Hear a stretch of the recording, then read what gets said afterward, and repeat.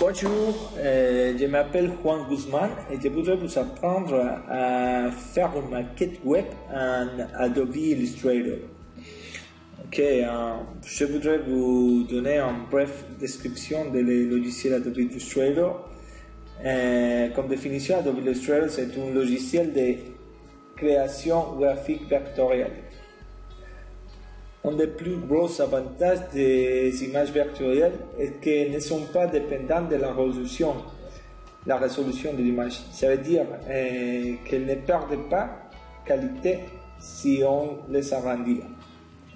Donc on peut jouer avec les images, par exemple, on peut faire ça, on peut CTRL-C, CTRL-V ici par exemple, et on peut les jouer avec les grandeurs.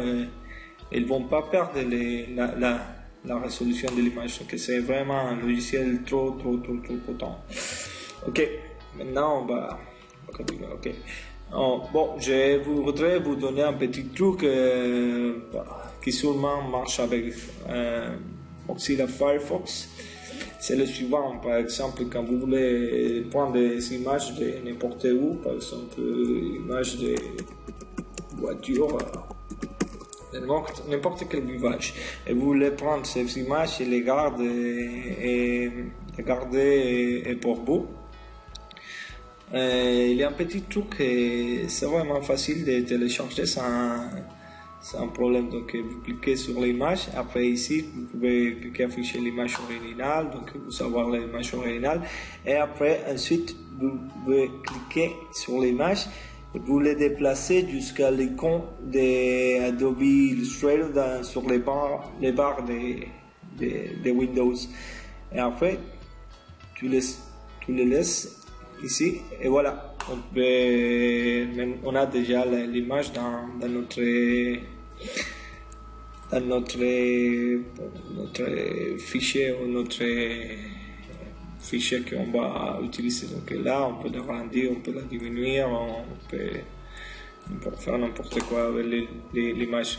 On peut aussi ici jouer avec son opacité, par exemple ici on peut mettre une image à 60%. Ça on peut faire, je sais pas, pour mettre un test ici qui resalte, une chose comme ça quoi. Ok, donc c'est un loge ici à l'avoir, c'est vraiment important, ok. Mais on va maintenant à ce qu'on est consacré. Donc j'ai déjà occupé des images, des parties de mon site web que j'aimerais faire. J'ai choisi une thématique de Rolling Stones, ok. Donc par exemple, on va faire le suivant, que c'est la création de la maquette. Donc on met ici l'image, ça sera mon header. Donc ici je vais mettre mon header, ok, c'est bien. Maintenant on va mettre un menu, barre de boutons de menu. Donc ici par exemple on peut, ouais, j'ai vu qu'il s'aligne, c'est franchement bien parce que si vous le bougez même, il va vous montrer où est-ce que vous pouvez placer pour être vraiment aligné avec les autres éléments. Donc on va le laisser ici. Ça ira ici sera les menus. Et on va mettre aussi une partie, ça sera une partie pour les images. Un peu comme une galerie d'images, une chose comme ça.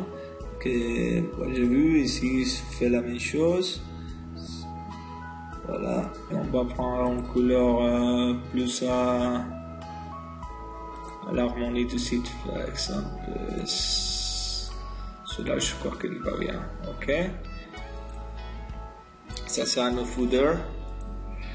Je vais effacer ça. Et voilà. On a déjà la structure de notre site, donc c'est franchement bien.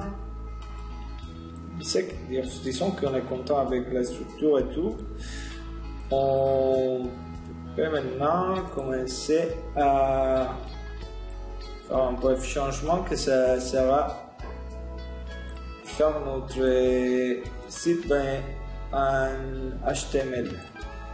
Donc là par exemple on a déjà comme ça, et le pas suivant c'est de l'exporter en web. Donc on prend l'outil ici, le Slice Tool. Bon, malheureusement je l'ai en anglais, je suis vraiment désolé, mais... Et ici on commence à prendre les parties qu'on veut exporter pour les HTML. Voilà, on partie. Il faut faire ça avec toutes les parties qu'on va éditer en HTML. Comme ça, il va nous créer nos dips, les dips pour chaque partie. Ça, je comprends. Continuer à faire le suivant, on va fichier au file. Et à fichier, on va dans la partie qui dit Save for Web, ou garder pour le web. On peut regarder tous les éléments qu'on a choisi, on a toutes les divisions qu'on a créées. Et maintenant, on peut ici même choisir si on veut exporter les images, et si on veut les garder en JPEG ou en GIF. On peut choisir la qualité de l'image, l'optimisation de l'image. Ok, là, s'il y a de bonne qualité, une basse qualité, de qualité un peu plus bas, ou de maximum de qualité. Et si on peut choisir ici et regarder ce qu'on veut changer. On a beaucoup d'options. Et après, ici aussi on peut regarder, bon, si 200%, si, bon, ça votre goût, comme vous voulez travailler ça. Ok, ici on peut choisir quel slide est-ce qu'on va exporter, quelles images est-ce qu'on veut. Et finalement ici, c'est la partie importante, c'est où on va avoir les codes pour avoir la page. Donc ici on donne Preview, cliquez sur le bouton Preview pour visualiser, et voilà, nous avons montré l'étape finale de comment est-ce qu'il va être à la fin le site. Et en bas, il nous montre tous les codes et tous les dips qu'il a créé le logiciel pour faire nos sites comme ça. Donc là, on peut sélectionner tous les codes HTML, comme C, et on va peut-être avec un éditeur de HTML. Pour moi, j'ai toute la suite Adobe, donc j'ai sélectionné Dreamweaver. Et là, on va ajouter tous les tests. Et dans Dreamweaver, on a une partie code, partie que c'est code, et la moitié partie de l'écran c'est des designs, et la partie design. Donc, ici, quand on clique en design, on regarde toutes les parties comme elle est, de tous les dips qui sont créés à partir de notre image, notre maquette qu'on a fait sur Adobe Illustrator. Ici. Donc c'est pour ça qu'il faut créer les structures. Donc c'est vraiment pratique. Si vous avez pas d'idée comment faire, ça va être vraiment plus pratique de faire avec ça. Et en plus ici, il y a une option qui montre que c'est à la fin de garder. Voilà, c'est tout. J'espère que vous avez bien aimé mon tutoriel.